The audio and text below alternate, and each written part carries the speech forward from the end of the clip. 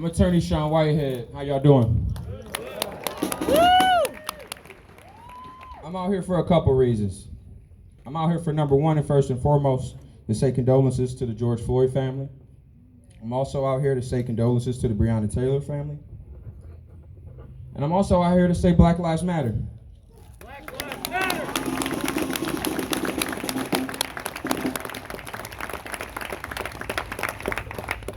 I just want to do a little poll because I'm from that other area that you guys don't like too much here, that EL. I went to school out there. We won't talk about that today. Because right now the only go blue problem we got is not U of M. And I'm glad to see us all coming together. Why have I been going all over the state? Why have I been doing that this past 2 weeks? We've been to Livonia, we've been to Dearborn, we've been to Oak Park, we've been everywhere. We're going to Southfield tomorrow. Well, we're also out here to get you guys registered to vote, okay? So please see either Alex with the yellow pants, she has an email listserv, G, who was waving her hands back there, with the Michigan Movement. They also have the register to vote information, the actual hard copy, so that way you guys can get it in your hands, okay? So, we also, all the snacks back there are free. They've already been taken care of and sponsored. We want you to stay hydrated. We want you guys to stay safe. So, why is it important that Black Lives Matter, and why is that important coincided with talking about voting? Let me poll you guys out here. How many of you guys think that the person that resides at 1600 Pennsylvania Avenue cares that Black Lives Matter? Raise your hand.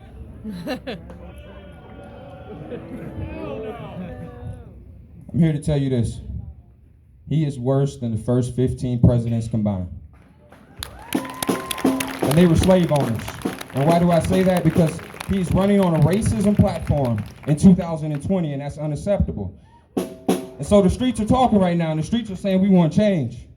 We want them out of there. So you guys got to do the right thing. They're going to try to fight this because they're trying to hold on to this country's last original sin, which is slavery, and which goes into then the Jim Crow. And then after that, it goes into the prison industrial complex, which I fight against as a lawyer. But even with my voice, it's not enough.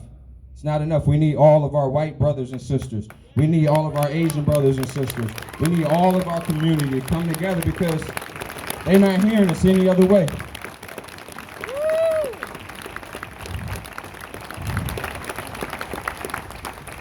I had a couple ways I wanted to go with this talk, and I talked to my brother Steve, and I really want to thank the organizers, Steve, TJ, Ari. You guys are wonderful. We couldn't have did none of this. None of us would have been out here without you three putting your minds together, putting your heart, mind, and soul into this to fight something that doesn't even really affect you directly, and that's love right there. And that's what we mean when we say use your privilege. If you're in an office, say something. If you see something that's not right. If you're on the street out here, say something. We want to keep the movement having a positive, peaceful name. So if you see something, you need to call my law office out here. It's 216-GET-1-LAW. Me, TJ, Steve, will come shut it down right then. We're not going to give this movement a bad name at all because that's a distraction. That's a different narrative that they want out there that's not what we're about. We're about change. We're about making our community safer. And we're about demilitarizing our police. So, I talked to Steve. I was going to talk about a couple things, but I completely went in a different direction right now because he told me about a story from 2014. And I know it's dangerous for me to bring this up here, and I don't care. I know there's a lot of cameras out here. Thank God for technology. In 2014, a lady had a domestic issue. And Brother TJ did talk about that. They came there. The lady had a knife. She was arguing with her significant other or spouse or boyfriend, regardless.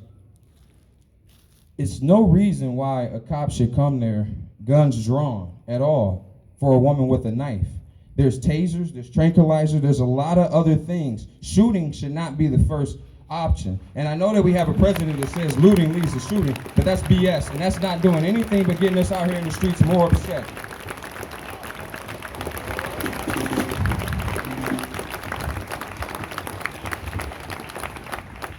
So one thing, part of our 12-point program is we want the police to investigate the worst cases in each city. I heard about a really bad case in Dearborn. And then last night when I'm talking to Steve, I hear about a really bad case here with this woman from 2014. And then I hear that the officer actually has a promotion now.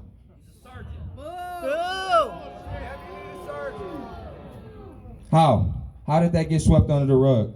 Not under our watch any longer. Not under our watch any longer.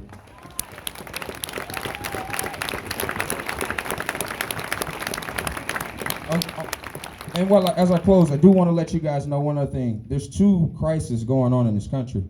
There's racism crisis, which is leading to black people dead, and there's a coronavirus crisis. There's a pandemic that is leading to people all across the world being dead. So we have PPE, we have masks, we have gloves. Please take this thing seriously.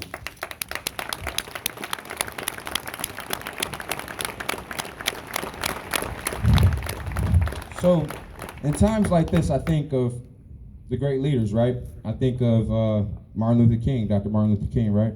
And he gave a great speech. I know a lot of you heard it. It's called I Have a Dream speech. And I think about if Brother Martin was here today, what would he have to say to the person that resides at 1600 Pennsylvania Avenue? For one, I don't think he would be there. I don't think he would be in office if Martin Luther King was alive. That's why they try to kill our leaders. And that sounds like a conspiracy until you see it today. It's facts. And a lot of people, they want to know why people, 17% of this country believes in fake news. Well, they've been taught fake history. So if you've been taught fake history as a kid, then that's a problem. So tomorrow is that guy's in 1600 Pennsylvania Avenue. This is his birthday, right? So I got a wish. I got a wish. And I said, and I posted this. I said that the best thing I could say about him for his birthday week is that he's the 45th best president. Means he's the worst. He's the absolute worst. So I think Dr. King, he probably would say something about, he had a wish that we didn't have a president who didn't answer the phone for the governor in Michigan, that woman, during the middle of a pandemic, while people are going through crises and dying. I think that would be Dr. King's wish for a president that would stand up against that and say that's not right. And don't call her that woman from Michigan. That's not right. That's big grit. Big grit. I think Dr. King would also wish for a president who did not suppress NFL peaceful protesters for 2-3 years ago when they were trying to tell us about this very issue that we're dealing in out here in the streets about. Instead, he called them SOBs that were motherless. These are 90% of them are black males that worked from the bottom, had single mothers 9 times out of 10, and made something, and they impact their communities in a way. They don't bankrupt hotels and casinos and go golf in the middle of pandemics.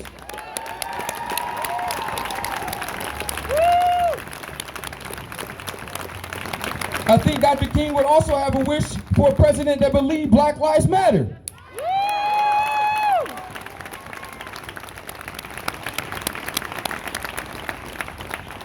I think Dr. King would have a wish for a president that empathized with us during tragedies instead of made fun of us. Yeah. So what do we got to do? We got to get Trump up out of here. I'm dead serious. I'm dead serious. Because what Trump perpetuates allows for detectives like Detective Chauvin in Minneapolis to have the mindset that he can have this institutionalized racism be within the force. Because Trump says stuff like, peaceful protesters lock them up for 10 years and throw away the key. So with that, dude, we're here trying to voice our First Amendment right, just like the people who took shotguns to the Capitol tried to voice their First Amendment right. What's the difference? Is because we're trying to get equality? Is it because we're trying to help black and brown people who do not have a fair chance in this country? Is that the problem?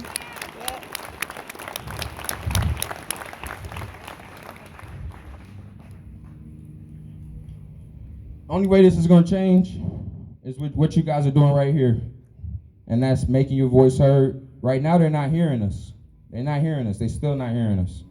So we got to make more noise.